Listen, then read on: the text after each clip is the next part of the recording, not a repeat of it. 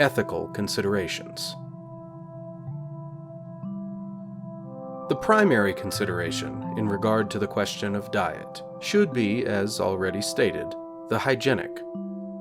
Having shown that the non-flesh diet is the more natural and the more advantageous from the point of view of health, let us now consider which of the two, vegetarianism or omnivorism, is superior from the ethical point of view. The science of ethics is the science of conduct. It is founded, primarily, upon philosophical postulates without which no code or system of morals could be formulated. Briefly, these postulates are: A. Every activity of man has as its deepest motive the end termed happiness. B.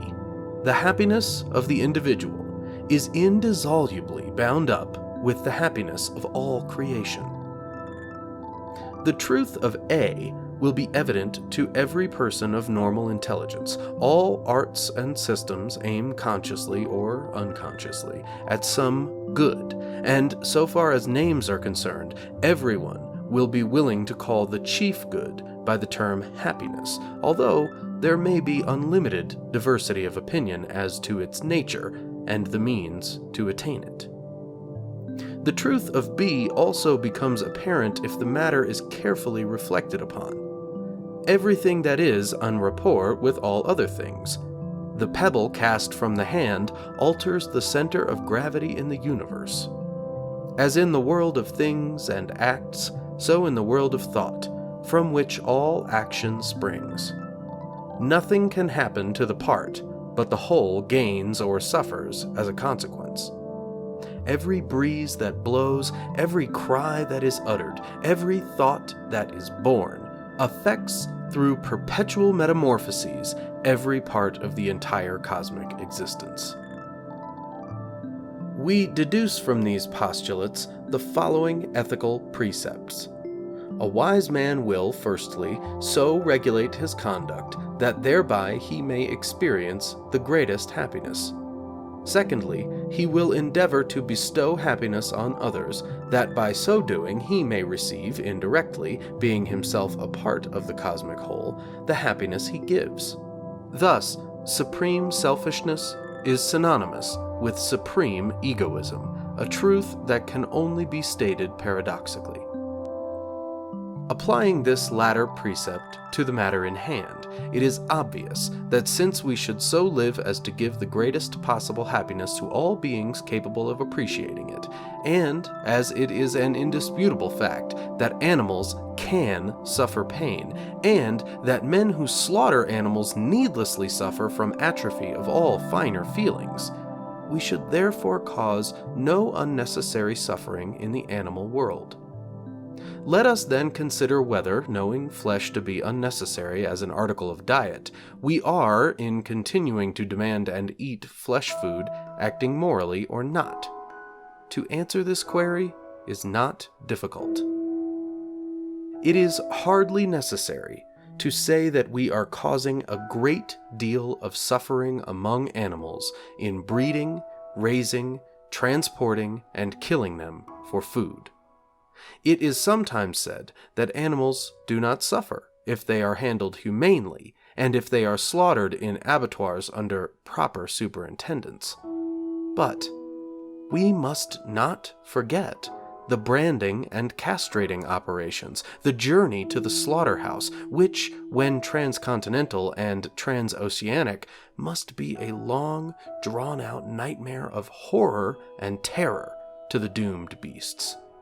We must not forget the insatiable cruelty of the average cowboy. We must not forget that the animal inevitably spends at least some minutes of instinctive dread and fear when he smells and sees the spilt blood of his forerunners, and that this terror is intensified when, as is frequently the case, he witnesses the dying struggles and hears the heart-rending groans. we must not forget that the best contrivances sometimes fail to do good work, and that a certain percentage of victims have to suffer a prolonged death agony owing to the miscalculation of a bad workman. Most people go through life without thinking of these things. They do not stop and consider from whence and by what means has come to their table the flesh food that is served there. They drift along through a mundane existence without feeling a pang of remorse for, or even thought of, the pain they are accomplices in producing in the subhuman world. And it cannot be denied, hide it how we may, either from our eyes or our conscience, that however skillfully the actual killing may usually be carried out, there is much unavoidable suffering caused to the beasts that have to be transported by sea and rail to the slaughterhouse. The animals suffer violently from seasickness and horrible cruelty, such as pouring boiling oil into their ears and stuffing their ears with hay which is then set on fire, tail twisting, etc., has to be practiced to prevent them lying down, lest they be trampled on by other beasts and killed. For this means that they have to be thrown overboard, thus reducing the profits of their owners or of the insurance companies, which, of course, would be a sad calamity. Judging by the way the men act, it does not seem to matter what cruelties and tortures are perpetuated, what heinous offenses against every humane sentiment of the human heart are committed. It does not matter to what depths of satanic callousness man stoops, provided always that this is the supreme question. There is money to be made by it. A writer has thus graphically described the scene in a cattle boat in rough weather. Quote, "Helpless cattle dashed from one side of the ship to the other amid a ruin of smashed pens, with limbs broken from contact with hatchway coamings or winches, dishorned, gored, and some of them smashed to mere bleeding masses of hide-covered flesh.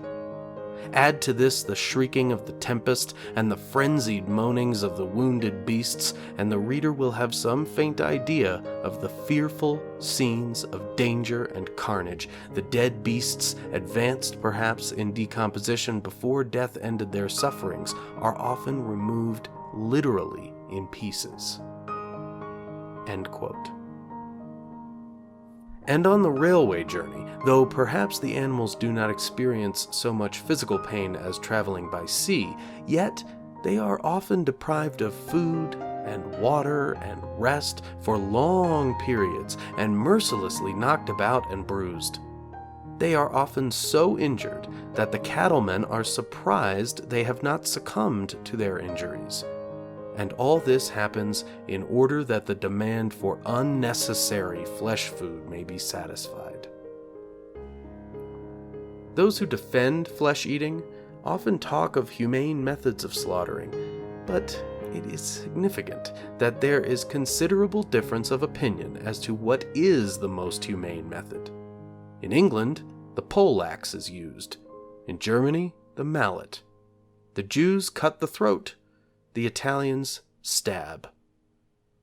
It is obvious that each of these methods cannot be better than the others, yet the advocates of each method consider the others cruel. As Lieutenant Powell remarks, this, quote, "goes far to show that a great deal of cruelty and suffering is inseparable from all methods," end quote. It is hard to imagine how anyone believing he could live healthily on vegetable food alone could, having once considered these things, continue a meat eater. At least, to do so, he could not live his life in conformity with the precept that we should cause no unnecessary pain. How unholy a custom, how easy a way to murder he makes for himself, who cuts the innocent throat of the calf, and hears unmoved its mournful plaint, and slaughters the little kid, whose cry is like the cry of a child, or devours the birds of the air which his own hands have fed. Ah, How little is wanting to fill the cup of his wickedness! What unrighteous deed is he not ready to commit? Make war on noxious creatures, and kill them only, but let your mouths be empty of blood, and satisfied with pure and natural repasts. Ovid, Metamorphoses, Book 15. That we cannot find any justification for destroying animal life for food does not imply we should never destroy animal life. Such a cult would be pure fanaticism. If we are to consider physical well-being as of primary importance, it follows that we shall act in self-preservation, making war on noxious creatures. But this again is no justification for blood sports. He who inflicts pain needlessly, whether by his own hand or by that of an accomplice, not only injures his victim, but injures himself. He stifles what nobleness of character he may have, and he cultivates depravity and barbarism. He destroys in himself the spirit of true religion and isolates himself from those whose lives are made beautiful by sympathy. No one need hope for a spiritual heaven while helping to make the earth a bloody hell. No one who asks others to do wrong for him need imagine he escapes the punishment meted out to wrongdoers. That he procures the service of one whose sensibilities are less keen than his own to procure flesh food for him, that he may gratify his depraved taste and love of conformity, does not make him less guilty of crime. Were he to kill with his own hand and himself dress and prepare the obscene food, the evil would be less, for then he would not be an accomplice in retarding the spiritual growth of a fellow being. There is no shame in any necessary labor, but that which is unnecessary is unmoral, and slaughtering animals to eat their flesh is not only unnecessary and unmoral, it is also cruel and immoral. Philosophers and transcendentalists who believe in the Buddhist law of karma, westernized by Emerson and Carlyle into the great doctrine of compensation, realize that every act of unkindness, every deed that is contrary to the dictates of our nobler instincts and reason, reacts upon us, and we shall truly reap that which we have sown. An act of brutality brutalizes, and the more we become brutalized, the more we attract natures similarly brutal and get treated by them brutally.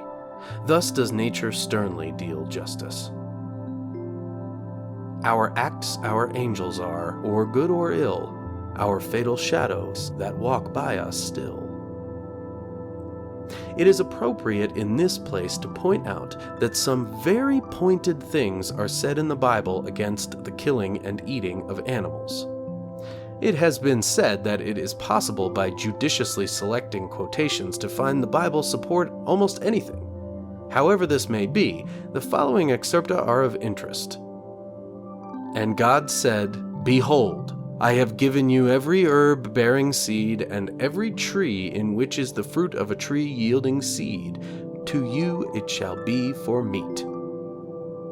Genesis chapter 1, verse 29. But flesh with life thereof, which is the blood thereof, ye shall not eat. Genesis chapter 4, verse 4. It shall be a perpetual statute throughout your generations in all your dwellings, that ye shall eat neither fat nor blood. Leviticus chapter 3, verse 17. Ye shall eat no manner of blood, whether it be of fowl or beast. Leviticus chapter 7, verse 26.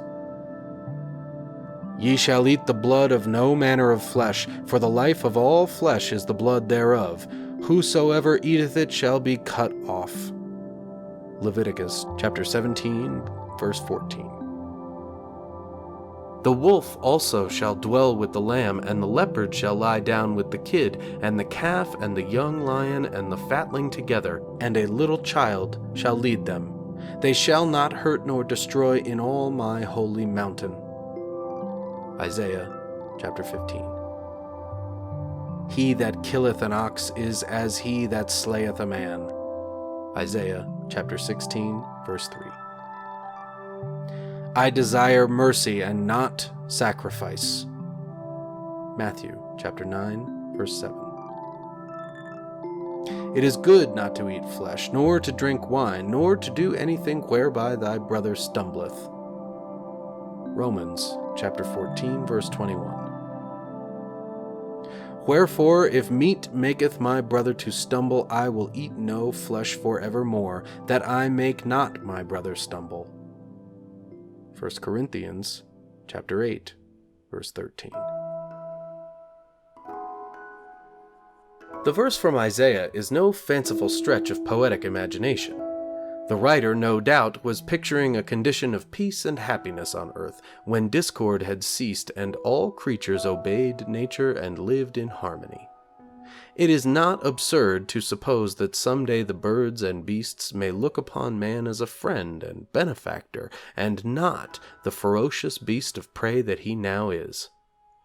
In certain parts of the world at the present day, the Galapagos Archipelago, for instance, where man has so seldom been that he is unknown to the indigenous animal life, travelers relate that birds are so tame and friendly and curious, being wholly unacquainted with the bloodthirsty nature of man, that they will perch on his shoulders and peck at his shoelaces as he walks. It may be said that Jesus did not specifically forbid flesh food, but then he did not specifically forbid war, sweating, slavery, gambling, vivisection, cock and bullfighting, rabbit coursing, trusts, opium smoking, and many other things commonly looked upon as evils which should not exist among Christians. Jesus laid down general principles, and we are to apply these general principles to particular circumstances. The sum of all his teaching is that love is the most beautiful thing in the world, that the kingdom of heaven is open to all who really and truly love. The act of loving is the expression of a desire to make others happy. All beings capable of experiencing pain, who have nervous sensibilities similar to our own, are capable of experiencing the effect of our love. The love which is unlimited, which is not confined merely to wife and children, or blood relations and social companions, or one's own nation, or even the entire human race, but is so comprehensive as to include all life, human and subhuman. Such love as this marks the highest point in moral evolution that human intelligence can conceive of or aspire to. Eastern religions have been more explicit than Christianity about the sin of killing animals for food. In the laws of Manu, it is written, "The man who forsakes not the law and eats not flesh meat like a bloodthirsty demon shall attain goodness in this world, and shall not be afflicted with maladies."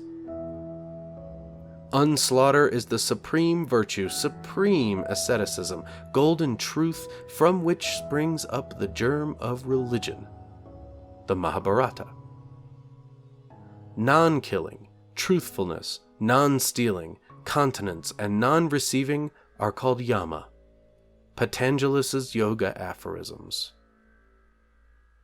A yogi must not think of injuring anyone through thought, word, or deed, and this applies not only to man, but to all animals. Mercy shall not be for men alone, but shall go beyond and embrace the whole world. Commentary of Vivekananda. Surely hell, fire, and repentance are in store for those who, for their pleasure and gratification, cause the dumb animals to suffer pain. The Zendavesta. Gautama, the Buddha, was most emphatic in discountenancing the killing of animals for food or for any other unnecessary purpose, and Zoroaster and Confucius are said to have taught the same doctrine.